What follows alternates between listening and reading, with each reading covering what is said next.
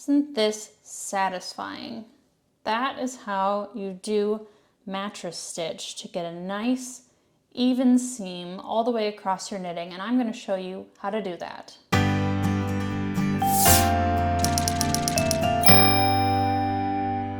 have to say, I really enjoy doing mattress stitch. It's fun and it usually turns out looking pretty neat. This is a great way to join things together like shoulder seams in a sweater, knitted toys, or the ends of a headband. Before I get started, I'm going to ask you to please support my work by subscribing to my channel and hitting that like button. So I'm going to use a contrasting piece of yarn on the end of a tapestry needle, but you should use the same yarn that you have been knitting with. If your seam changes colors, or if your cast off or cast on edge changes colors, then you can totally use as many colors as you need, but if you don't want to deal with that, then just using one color is fine. And that's generally what I would recommend anyway. So first things first, usually what you would do is use a tail piece of yarn that you have left off from your cast off or your cast on edge. But if you don't have one, you can absolutely attach one like I'm going to do. So you find just an edge stitch and insert it through. And you can tie this if you want to secure it, or you can leave it like this and then have the intention of weaving it in when you're all finished. And then you're going to come over to the other piece and find another edge loop and pull it through. Now we need to start this stitch by identifying these little V's. And if you're working with a different stitch than stockinette, you can still do this. I'll seam together 2 pieces of garter stitch after I'm done with these pieces. So find the row that's nearest the edge. You see here I've got V's right here next to the edge. That's what I'm going to be using. However, if you found yourself, let's say, making a headband and it was too big, and then when you go to seam it together, you can actually use any of these rows back here, and then you can shorten it up a little bit. But just remember that if you do that, the seam is going to be bulkier. So the V's can actually be going different ways based on how you're looking at them, right? So right here you have a V that's pointed towards us. But if you go half a stitch over, there's a V that's pointing away from us. And those are the ones that we're going to use. And what I like to do in order to remember which ones to use is just think that the V's are pointing at each other. So here you see another V, and then the tip is pointing here. This one is pointing over here. So since we ended up coming up through this piece last with this tail, we're going to start over here. So here I've identified this V here, and we're going to put our needle underneath both legs of this stitch and then come out the other side. And we're going to come around to this V. This one's a little messy looking, but that's all right. And we're going to put the needle through that one as well and come through. Then when we come over here, we're going to see this V that's next to the one that it just came out of on the other side. And we just kind of go all the way across.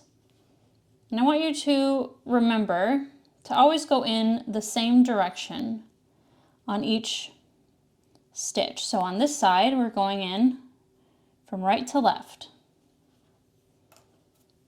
And over here, we are also going in from right to left. And then at this point, just early on, I like to give a little tug. And you might do it from this side too if you're able. And you don't want to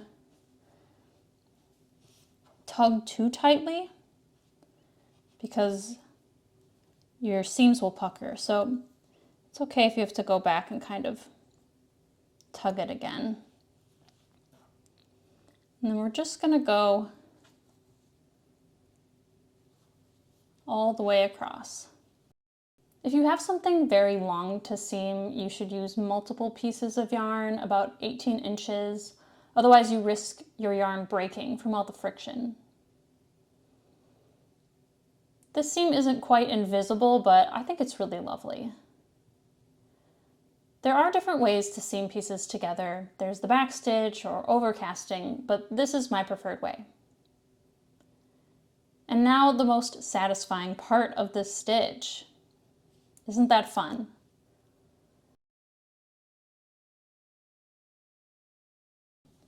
And again, you see that little bit of blue poking through? That's why you want to use the same color yarn, because that won't show through. So we're reaching the end. Just make sure you tighten up and untighten. And to finish, I just like to go through another one of these loops, like that. Sometimes this doesn't look so nice, so I go back in through the other side to make a more seamless join. See, look how nice that looks. And then we have just a seam on the other side. And I'm now going to move on and seam together 2 swatches of garter stitch, just so you can see that it kind of works the same way. So I have these garter stitch pieces, and we can just do the same thing, just sort of looping these 2 sides together. And then you kind of have to open this up a little bit, but you can find that V shape underneath there. And we want to make sure that they are corresponding, pointing at each other. They are a little more difficult to see. But just take your time. And this is also, it's very easy to unpick this. If you get to the end and you've made a mistake, you just kind of gently untangle your piece. And as you get good, you can move along a lot quicker. See, isn't that looking nice? Okay, tighten up at the end. And then we're going to finish just like we did with the stockinette. We're going to go through that loop. If that looks nice, you can leave it. If you don't like that, then go ahead and travel back through the original loop. Make a little more seamless join. And there you go. And you can see the shadow behind it a little bit, but if that were yellow, you would not be able to see any darkness there. And there you have it.